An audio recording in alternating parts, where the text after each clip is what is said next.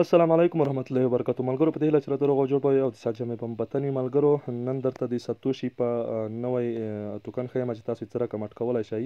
نو مخکې له ویډیو شروع کولو څخه که تاسو زموږ چینل نه وي سبسکرایب کړی، چینل در سره سبسکرایب کړئ، زنګ ته نه کېږئ آل انتخاب کړئ تر څو زموږ نوې ویډیو ټولو نه مخکې تر تاسو در ورسیږي.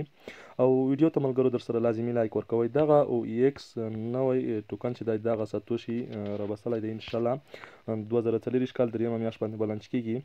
د همدغه ویډیو په ډسکرپشن کې د اکاونټ جوړولو ویډیو لینک هم شته، د ساتوشي لینک هم شته او دغه ګیفټ کارډونه درته اچوم. دغه ګیفټ کارډ هم شته، د دې سره ستاسو ماینینګ تیزیږي. نو ملګرو را به شئ د نوي کرنسي تاسو څه رقم اټکولی شئ، د پروجیکټ ته به راشئ. پروجیکټ باندې مو چې کلیک وکړو دلته تاسو ته ښکاري اوپن ای ایکس، دغلته به تاسو کلیک وکوئ. دغه ځای ګورئ ملګرو ایکسټ ایرډراپ، دغه به تاسو ته زیړ وي، دا به تاسو خړ کړئ. بس ډایرکټ تاسو سره همدغه کرنسي هغلته اټکېږي سکرین ته. بس خاص څلېرې ساعته بعد تاسو ماینینګ کوئ. تاسو کتلی شئ ملګرو دغه 2024 کال دریمې میاشتې 20 تاریخ باندې 12 نیمې بجې د دې ویډرا شروع کېږي تر 2024 کال 4مه میاشتې 14 تاریخ 12 نیمې باندې بیا بندېږي د دې ویډرا.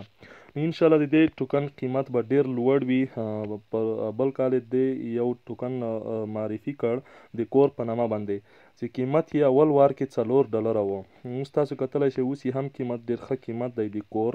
دا وګورئ ملګرو ډېر ښه قیمت یې اوس هم دی 0.47 کې دی. نو ملګرو د دې ګیفټ کارت طریقه درته ښیم چې څنګه تاسو دا یوز کولی شئ.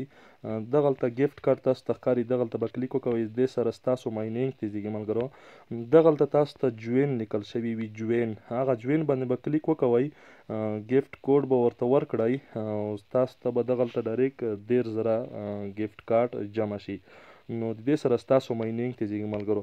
او زموږ د واتساپ شمیره هم د ویډیو په ډسکرپشن کې شته ده، که معلومات مو غوښتل نو موږ ته میسیج کولی شئ. او د دې ریفري لینک ملګرو چیرته پیدا کولی شو، دغلته به تاسو راشئ، دلته مو چې کلیک وکړو دغه ستاسو ریفریل کوډ دی، دا وګوره کپي URL، دا باندې به ورته کلیک وکوئ، کلوز به یې کړئ، بس تاسو لینک به کپي شي، تاسو بیا هر چی سره شیر کولی شئ. تر بله ویډیو پورې ملګرو موږ ته اجازه راکړئ. د الله په امان.